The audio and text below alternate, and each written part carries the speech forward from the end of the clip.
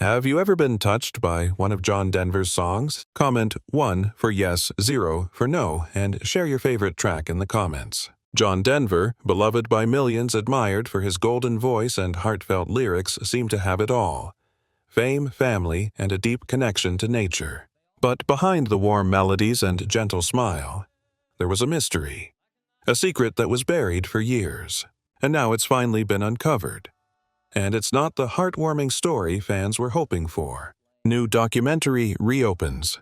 John Denver. Death Case. The shocking aviation tragedy of John Denver stunned fans worldwide on October 12, 1997. The beloved folk singer's life came to an abrupt end at age 53 when his plane plunged into the Pacific Ocean. Investigators could only recover fragments of the aircraft and Denver's body after the crash, which left many questions without answers. The circumstances surrounding Denver's final moments have remained mysterious over the last several years. The fatal crash happened near Monterey Bay, California, in an aircraft that had nearly claimed 2 other pilots' lives before. The cause of Denver's death points to a fundamental design flaw in the aircraft's user-friendly system. A deeper look into this tragedy reveals how this popular singer and amateur pilot met his tragic end because of unheeded warnings and critical design problems. A new television documentary has revealed fresh details about John Denver's fatal aviation accident from decades ago. The Reel's channel special, Collision Course, has sparked new interest in the singer's crash 2 decades after the whole ordeal. Collision Course takes a closer look at celebrity-involved crashes through detailed analysis. Dr. Michael Hunter, a forensic pathologist, leads the investigation and uses advanced scientific methods to reconstruct the beloved musician's final moments. The sort of thing I love about this investigation is how challenging it becomes with such limited physical evidence. Investigators found just fragments of the aircraft and Denver's body. Notwithstanding that Dr. Hunter uses these small pieces to rebuild the case in unprecedented detail, giving viewers a thorough picture of that fateful October afternoon. The documentary's promotional materials mention that new evidence about the death of John Denver was uncovered during the production. This suggests groundbreaking findings that could change our understanding of Denver's death. Viewers might finally get answers to questions that have persisted since 1997. The investigation team also explores the mechanical aspects of the crash with special attention to the unusual fuel selector valve setup in Denver's experimental aircraft.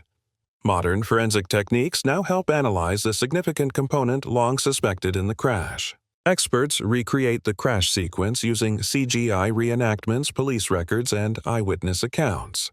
These visuals help explain the Long Easy aircraft's design flaws that might have led to Denver's crash. 25 years later, the case still captivates fans and aviation experts.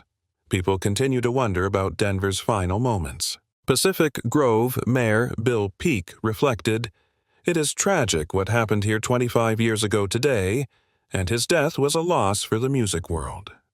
His words show how Denver's death still affects both the local community and fans worldwide. The documentary's release aligns perfectly with this milestone anniversary. Modern forensic investigation techniques unavailable during the original NTSB inquiry now offer new perspectives. Denver's musical legacy remains strong. His hits like "Take Me Home, Country Roads," "Annie's Song," and "Leaving on a Jet Plane" still appeal to audiences. The documentary not only answers questions about the crash but also celebrates his artistic impact. The NTSB had concluded that Denver couldn't switch fuel tanks during flight, which caused the crash. Many details remained unclear to the public until now. Modern investigative techniques help resolve these uncertainties. The documentary highlights previously undiscussed elements. Denver had bought the Long Easy aircraft recently and flew it only once for 30 minutes before the crash. His limited experience with the experimental aircraft's unusual controls becomes a key focus. This television special gives viewers unprecedented access to the crash's final moments. While it can't change the tragic outcome, Denver's fans finally get closure and understanding about losing this American musical icon. Forensic pathologist reconstructs final moments. Dr. Michael Hunter, a renowned forensic pathologist, took on the challenge to piece together John Denver's final moments. He used limited physical evidence from the 1997 crash. His scientific analysis of recovered fragments untouched for over 2 decades revealed new details about Denver's last seconds. Dr. Hunter started his investigation by looking at the official autopsy report. The Monterey County Medical Examiner found the cause of death was multiple blunt force trauma. This matched the signs of a high-impact crash. Tests by the FAA's Civil Aeromedical Institute in Oklahoma City showed no drugs or alcohol. This ruled out substance use as a factor. The violent nature of the crash made the forensic investigation challenging. Witness Carolyn Pearl saw a puff and heard a popping sound. She watched as the aircraft kind of went up a little bit and absolutely straight down, not spiraling, just absolutely straight down. Jim Willoughby, another witness, said the engine was backfiring like he was having carburetor trouble. He saw Denver banked to one side with the right wing down the left wing up. Dr. Hunter used these accounts to reconstruct what likely happened in Denver's cockpit during those crucial final moments. Denver likely experienced fuel starvation in one tank. He attempted to switch to the secondary fuel tank. The poorly positioned fuel selector valve behind his left shoulder forced him to turn around. In doing so, he lost control of the aircraft while distracted. Before takeoff, Denver had talked to a maintenance technician about the fuel selector handle's poor placement. They had tried a pair of vice grip pliers on the handle to extend the reach of the handle, but this did not work. Denver knew about this dangerous design flaw. The recovery team faced huge obstacles. The crash left both the aircraft and Denver's body in pieces. Teams found the wreckage in the Pacific Ocean 30 feet deep and about 150 yards from Pacific Grove's rocky shoreline. Divers from the National Oceanic and Atmospheric Administration captured underwater video that showed broken rocks where the plane wreckage lay. Pacific Grove Fire Department Assistant Chief Andrew Miller reached the scene within 5 minutes. He saw debris scattered everywhere on the water. The Pacific Grove Ocean Rescue Team and Sheriff's Dive Team worked together to collect fragments from the seafloor.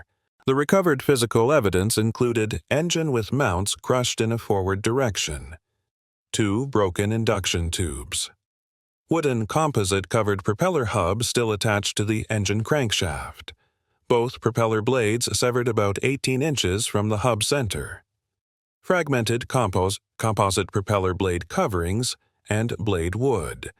Most of the control system, rods, and rod ends. Landing gear assembly separated from the fuselage. These components showed overload signatures, but no unusual operating condition. The aircraft seemed structurally sound until impact. Denver's remains posed additional challenges. The crash damaged his body so badly that authorities couldn't identify him right away. His death certificate noted that his dismembered body was recovered from the wreckage in separate parts with several pieces of his anatomy missing. Officials needed fingerprint records from Colorado to confirm his identity. Dr. Hunter's new examination of these fragments helped explain the crash dynamics. His analysis showed how this chain of events led to Denver's plane crash. The investigation revealed the technical issues that caused this tragic accident. What caused John Denver's death? According to experts, the technical investigation after John Denver's tragic accident showed a deadly mix of aircraft design changes and pilot decisions. The National Transportation Safety Board's NTSB largest study identified several factors that led to the singer's death over Monterey Bay. The core issue stemmed from a major flaw in modifying the experimental Rutan-Long EZ aircraft Denver piloted. The builder had placed the fuel selector valve on the bulkhead behind the pilot's left shoulder instead of between the pilot's legs as the original design intended. This small change ended up being catastrophic. Investigators found the selector valve 45 inches behind the selector handle inside the engine firewall. This created an almost impossible situation for Denver during flight. Pilots who knew the aircraft said they needed to take their hand off the right side control stick, let go of the shoulder harness, turn their upper body 90 degrees left to reach the handle, turn the handle to a new position. Using it literally required the use of a mirror and pliers, and safety experts noted. This awkward setup became a serious problem when Denver ran into fuel issues mid-flight. The situation got worse. The brass selector stem had broken between two opposing drilled rivet holes that connected the hollow shaft to the torque tube/handle linkage. The team found the valve halfway open between the engine feed line and right tank fuel supply, while the left tank's port remained open about 10%. Denver hadn't filled up the plane before takeoff. A simple refuel of the main tank would have avoided the need to switch tanks mid-flight. Still, Denver told airport staff before leaving that he had enough fuel for about an hour in the air, feeling sure about his fuel plan. The NTSB reached a clear verdict about John Denver's death, the pilot's diversion of attention from the operation of the airplane and his inadvertent application of right rudder that resulted in the loss of airplane control while attempting to manipulate the fuel selector handle.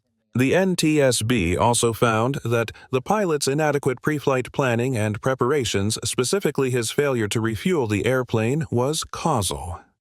Evidence suggests Denver likely pushed the right rudder by accident while reaching for the fuel selector, which sent the aircraft into its fatal dive. The most concerning part Denver knew about the valve design flaw before his last flight. Records show that even before the flight, Denver knew that handle was trouble. The Long-EZ designer had promised to fix the fuel valve selector design flaw before the end of his next tour, but never did. More warning signs went unheeded. The maintenance tech who helped move the aircraft noticed the fuel sight gauges could only be seen from the rear cockpit. He told Denver the plane had less than half in the right tank and less than a quarter in the left tank. Later checks revealed these gauges were not marked or calibrated for quantity. Denver had previously shared his thoughts on aviation safety. He wrote to Pitkin County commissioners about airport restrictions in 1994. Even in my great desire to hurry home after weeks on the road, I have no problem honoring the present curfew. I am quite happy to land in Grand Junction or Denver and drive the extra distance for safety's sake. Eyewitness accounts matched the technical findings perfectly. People nearby heard the engine sputtering and backfiring like he was having carburetor trouble before the aircraft nosedived. These details fit exactly what happens during fuel starvation and a failed attempt to switch tanks. How did John Denver die in the Long-EZ aircraft? John Denver's last flight was in an experimental Long-EZ aircraft, which was quite different from standard commercial planes. This unique aircraft had a special canard design and was built at home. The flight ended tragically on October 12, 1997. The Rutan, Model 61. Long-EZ became a popular choice among home builders. It featured a canard layout designed by aerospace pioneer Burt Rutan's company. Builders could get their hands on the plans starting in 1980. The Long-EZ was actually a bigger version of Rutan's earlier design, the Vari-EZ. These experimental planes didn't need to meet the strict Federal Aviation Administration (FAA) rules that commercial aircraft follow. Most Long-EZ planes used either a rear-mounted Continental O200 engine with 100 horsepower or a Lycoming O235 with 115 horsepower. The plane Denver flew had a more powerful engine, a Lycoming O320 E3D that would put out 150 horsepower. This engine used between 8.5 to 10 gallons of fuel every hour based on power settings. Rutan noted that some builders had modified their Long-EZ aircraft with engines up to 200 horsepower. These planes operated at weights 50% above what the prototype allowed. He said, "This level of experience with growth versions does indicate that there are substantial margins in the design." Adrian Davis built Denver's aircraft in Texas back in 1987. He made one vital change that went against Rutan's original design. Davis moved the fuel selector valve from between the pilot's legs to the bulkhead behind the pilot's left shoulder. Davis claimed this change was about safety. He wanted to keep fuel lines away from areas that could get damaged in a belly landing. The irony was that Rutan had already solved this problem. His original design protected the fuel lines by reinforcing the fuselage below the fuel switch. This change created a serious problem. Denver's aircraft became the only Long-EZ ever built with the fuel valve in that location. Every other Long-EZ, all 1 to 200 of them, had the switch exactly where Rutan planned it between the pilot's legs. The setup got even more dangerous. The fuel selector handle had no markings, and 3 positions up meant off-down was for the right tank and right selected the left tank. The selector valve sat inside the engine firewall, 45 inches behind the handle.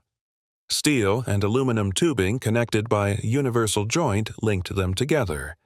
Pilots found it very hard to switch fuel tanks while flying. Denver had just bought this Long-EZ and barely knew how to operate its unique systems. He took a quick training session in Santa Maria, California. Just 30 minutes of ground and flight instruction.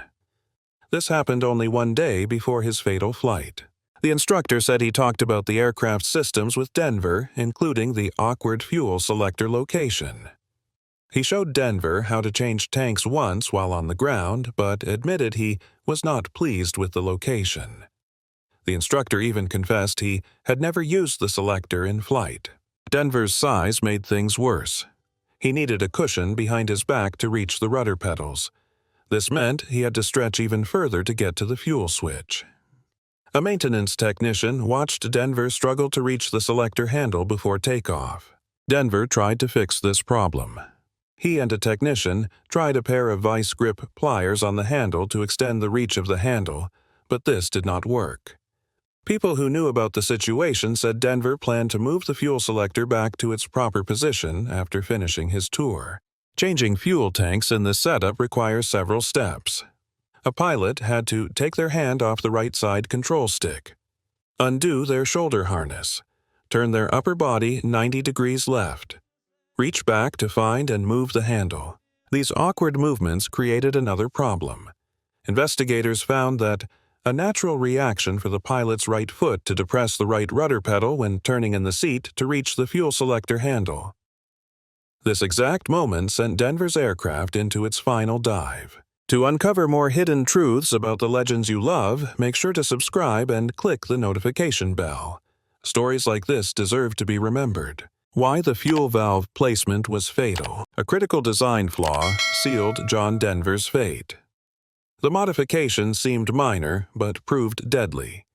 His experimental aircraft had a crucial control placed in a spot that no other Long-EZ aircraft ever had.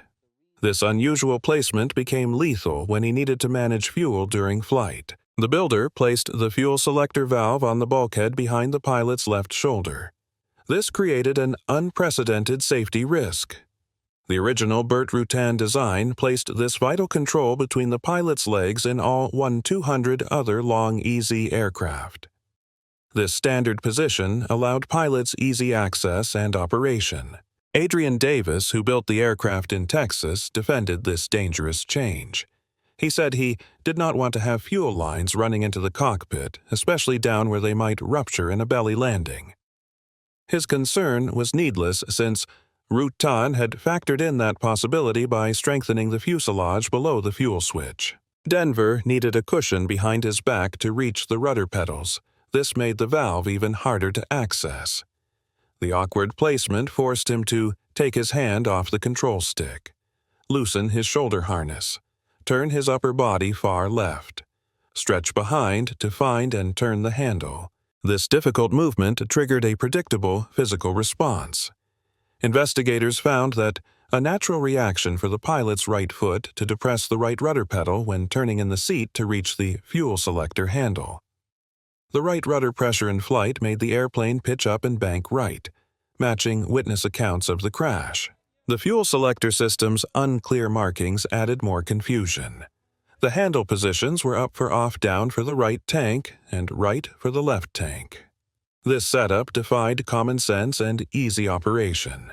Denver knew about this design problem before his last flight. He had coordinated with his checkout pilot to have the fuel selector relocated to where Rutan had intended, just a day before the crash. Airport staff reported that Denver was not a fan of the change, showing he understood the risks. Investigators found the fuel selector valve in an intermediate position halfway open between the engine feed line and right tank fuel supply, with the port to the left tank open approximately 10% after the crash. This suggests Denver lost control while switching tanks. Aviation safety experts noted that using it literally required the use of a mirror and pliers. Denver and a technician had tried a pair of vice grip pliers on the handle to extend the reach of the handle, but this did not work right before takeoff. These attempts showed their desperate efforts to reduce this fatal flaw. The NTSB reconstructed the accident sequence. When Denver's engine started sputtering from fuel starvation in the left tank, he tried switching to the full right tank. This maneuver forced him to stop focusing on flying. The awkward stretch made his right foot push against the rudder control, sending the aircraft into its fatal roll and plunge. George Pedersen, the NTSB's lead investigator, showed what it would be like to turn the fuel switch in the cramped cockpit in a video. His pretzel-like pose, coupled with the involuntary movement of his right foot, proved persuasive to the 5-member board, which voted 5-0 on the probable cause of John Denver's final moments. What happened to John Denver in his final seconds? People along the California coastline watched John Denver's last flight on October 12, 1997. Their observations provided vital details about the sudden tragic end of the beloved singer's life. The long EZ aircraft's final moments showed a devastating sequence of events that happened faster at low altitude. 20 witnesses saw Denver's aircraft go down into Monterey Bay near Point Pinos. The crash site was about 150 yards offshore in 30-foot deep water. Observers at different locations said the plane headed west between 350 to 500 feet above the residential area. 5 people noticed the aircraft make a steep bank, and 4 specifically mentioned it banked right. 8 witnesses heard a distinct pop or backfire sound that was followed by less engine noise. Witness Carolyn Pearl described how after the popping sound, the plane kind of went up a little bit and absolutely straight down, not spiraling, just absolutely straight down.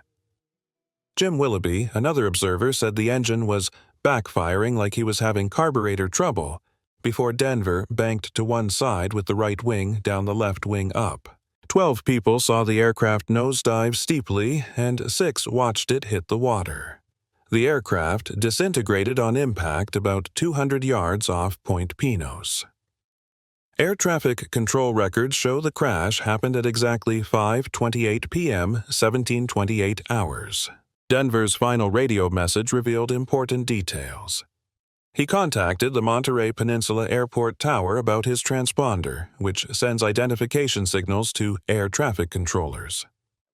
He was sending the transponder signal, NTSB investigator George Pedersen explained, and then his last words were, "Do you have it now?" Controllers saw his signal on their screen before it disappeared. The routine communication showed there had been no indication of any trouble. Controllers didn't know Denver struggled with a serious fuel management issue.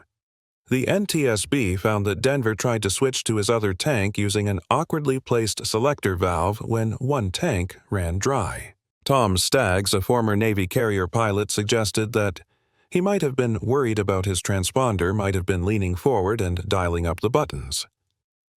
This distraction, combined with the difficult move to reach behind his left shoulder, proved fatal. Investigators determined that Denver accidentally pressed the right rudder pedal while turning to reach the fuel selector valve. This sent the aircraft into its final dive. Did the music industry pressure Denver into flying? John Denver showed a cheerful face to the world, but his private life told a different story that might explain his attraction to dangerous activities like flying. His music career faced setbacks while personal problems grew worse. These factors created a complicated backdrop to the decisions that led to the John Denver plane crash. RCA records dropped Denver at one point. His life became more chaotic with 2 divorces and 2 DUI arrests. You can hear his pain in the songs like a sad song, so Fly Away, and Seasons of the Heart, that spoke about loss. Life became harder as he tried to keep up his public image while dealing with career and personal problems. Denver received probation and a fine after a 1993 DUI arrest in Aspen. He faced another drunk driving charge exactly 1 year later. This showed his ongoing battle with alcohol, which led him to take up flying as a better way to cope. Research shows clear links between fame and dangerous behavior. A study of rock and pop musicians from 1956 to 2006 revealed that artists who were famous for 3 to 25 years died at rates 1.7 times higher than regular people. The connection runs deeper than coincidence. Research shows that fame increases opportunities to indulge established risk behaviors such as substance abuse.